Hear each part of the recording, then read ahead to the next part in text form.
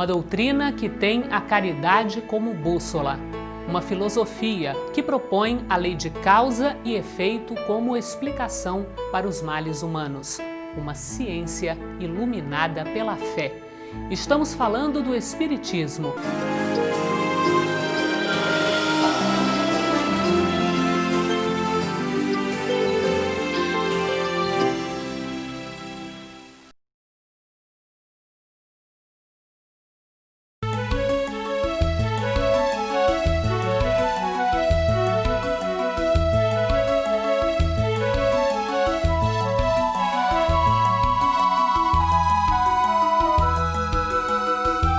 Reuniões espíritas. Elas despertam curiosidade e uma série de especulações.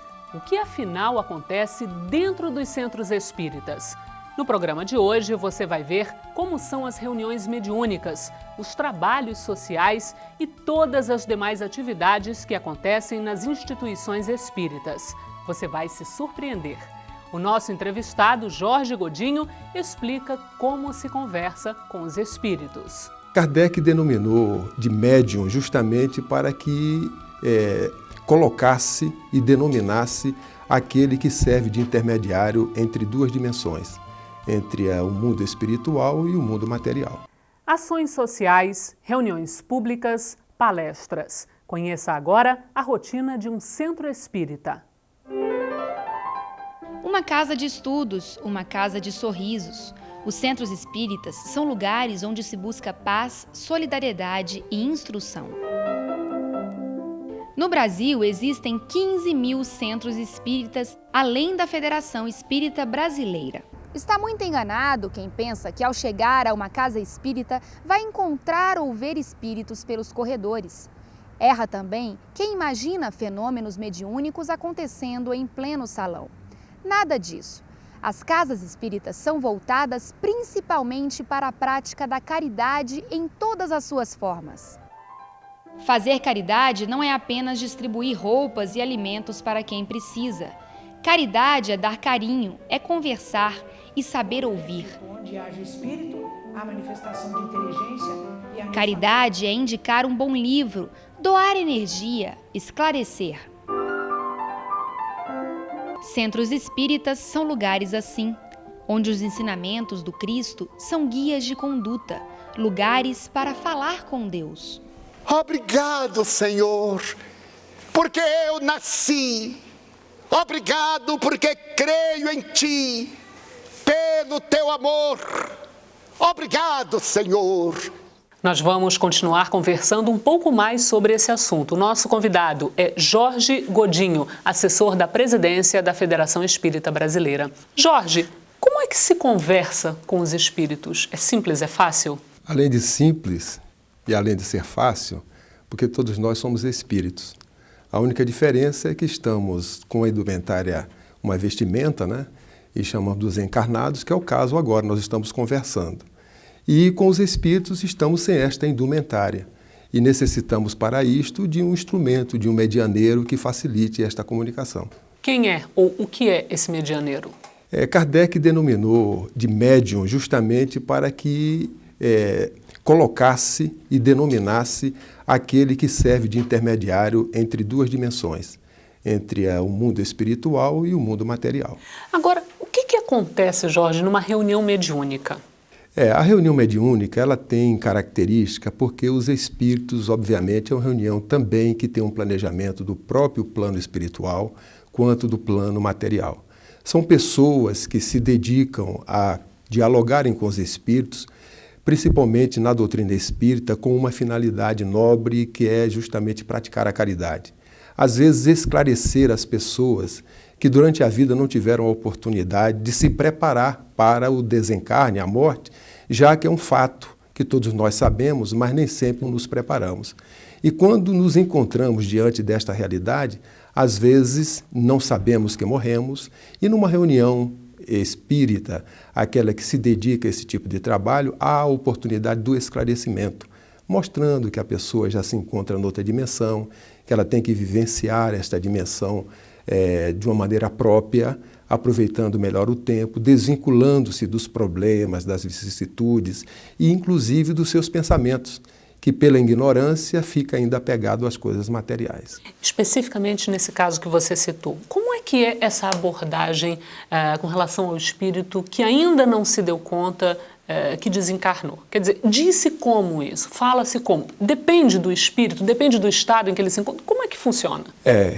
Cada espírito e cada pessoa, ou seja, tem um tratamento específico próprio. Obviamente, o esclarecedor, ele primeiro ouve a ansiedade do espírito, ouve o seu problema, procura identificar o problema para fazer uma abordagem, não necessariamente para explicar-lhe de que ele já desencarnou. Se necessário for, assim se faz, e de preferência não de uma forma muito direta, procurando fazer da melhor maneira possível que ele chegue a esta conclusão. Porque é um processo tão natural e ele já está vivenciando a vida do espírito. Então, no momento em que ele reconhece que ele continua vivo e que ele vivenciando esta vida, ele tem a oportunidade de conversar com outros, normalmente nestas reuniões, esses espíritos também são amparados por outros que o conduzem àquela reunião, são amparados e que a partir daí eles são tratados devidamente por esses outros espíritos que já têm conhecimento desta realidade. Que outras funções, que outras utilidades podem ter essas reuniões mediúnicas? Além do esclarecimento do espírito, né, ela tem também a oportunidade, todas elas na realidade são de esclarecimentos, porque há espíritos que têm consciência que já desencarnaram, que morreram, e permanecem às vezes por um sentimento não muito nobre, que é de vingança, é de ódio, de cobrança, vinculados ainda a certas pessoas. E durante estas reuniões, eles se tem a oportunidade de esclarecê-lo, de conduzi-lo a um comportamento adequado, procurando buscar nele os valores morais que ele tem e que, às vezes, fixado neste pensamento, eles inibem a oportunidade de melhorarem-se, de praticarem o bem. Nós que estamos aqui e não desencarnamos, também podemos continuar muito fixados num espírito que já desencarnou. E muitas dessas pessoas acabam procurando os centros espíritas para ter algum contato, para ter alguma notícia. Estas reuniões também se prestam a esse tipo de necessidade, de utilidade? Não necessariamente para que nós possamos nos comunicar com aqueles que já nos antecederam. Porque também Kardec nos explica que nós devemos ter certa prudência, porque os espíritos, quando se comunicam, identificando-se que é uma pessoa conhecida ou não, há necessidade de que se faça um critério para que se julgue realmente se aquela comunicação é verdadeira, para que nós não nos sejamos ludibriados. Significa que podemos ser enganados? Podemos, sim. Como, por exemplo, quem são os espíritos? Somos nós, desprovidos desta indumentária terrestre, que continuamos com os nossos sentimentos, com as nossas vontades, com as nossas brincadeiras até, ou com as nossas seriedades. Quando Kardec fala desses critérios, dessa seleção, como selecionar? Como saber se aquela mensagem é, de fato, de um determinado espírito, tem, de fato, um objetivo solidário, enfim? Como é que a gente faz essa seleção? Identifica-se, não é fácil, mas você pode identificar no momento em que o linguajar do espírito, ele expressa normalmente aquilo que está no seu interior. Então, um espírito que propõe dizer alguma coisa boa, nobre, o seu linguajar ele é compatível com as suas intenções.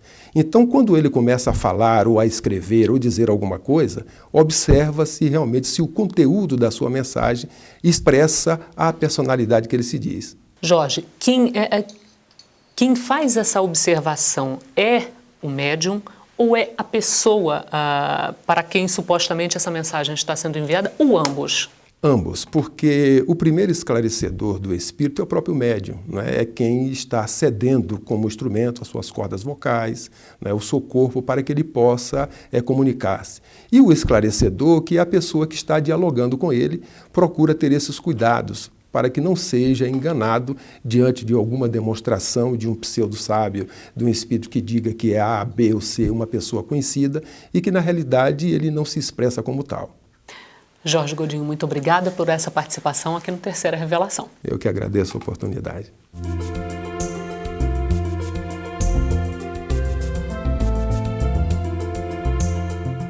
Olá!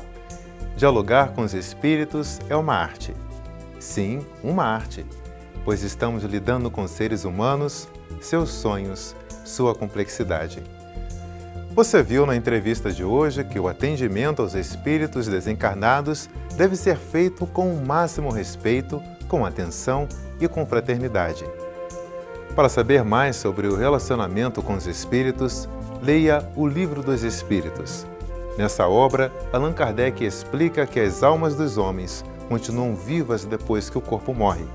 O Livro dos Médiuns, também de Allan Kardec, informa sobre a mediunidade.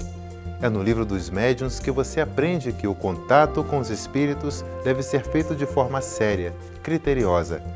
O objetivo deve ser sempre o bem, a manifestação de amor ao próximo, esteja ele aqui na Terra ou no mundo dos espíritos. Aproveite a leitura e muita paz.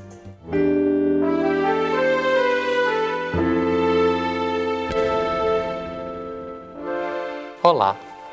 Essa semana, o Antônio Wilton de Almeida, da cidade de Braslândia, no Distrito Federal, nos enviou uma série de perguntas a respeito dos anencéfalos, que são aqueles bebês que estão sem o cérebro durante o processo de formação do feto. E ele pergunta: qual a posição da doutrina espírita com relação à questão?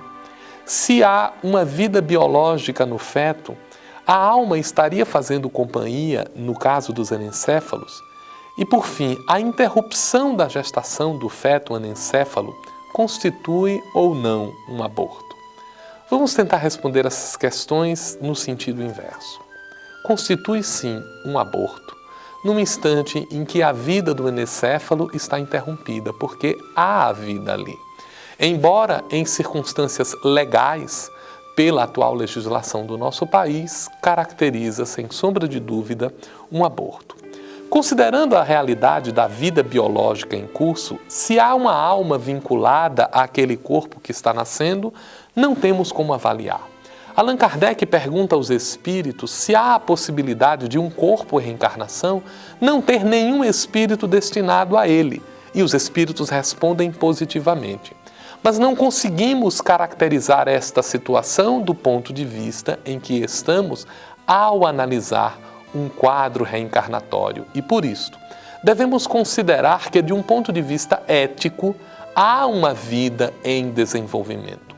O fato de um cérebro não estar formado pode apenas caracterizar uma experiência para o espírito reencarnatório ou para os pais, que estão envolvidos em circunstâncias que desconhecemos como uma prova de resgate de atitudes antes negligenciadas. Qual a posição da doutrina espírita em relação à questão do aborto nos casos de anencefalia? Devemos dizer que o espiritismo é contrário ao aborto. É contrário ao aborto por compreender que o espírito que ali está é merecedor de nossa mais alta consideração. E na condição de uma entidade viva, que está em regime de experiência, seja nas mais diferentes circunstâncias, deve receber de nossa parte a atenção que merece um ser vivo.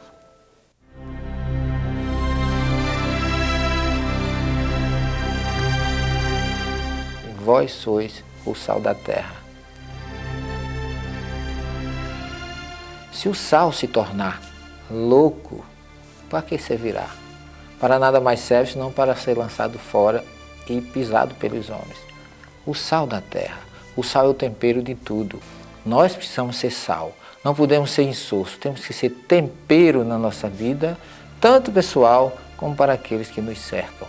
Nós às vezes ouvimos no dia a dia as pessoas dizerem aquela criatura, aquele homem ou aquela mulher é tão insossa, o que mostra que a pessoa é desprovida de sentimento, de coração, de sintonia com Deus, de sintonia com a paz, com a moral, com a evolução.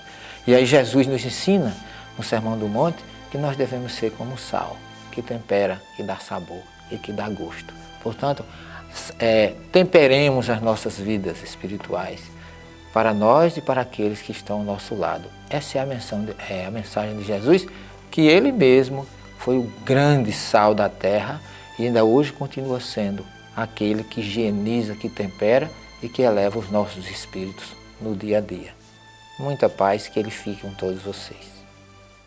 O programa de hoje está chegando ao fim.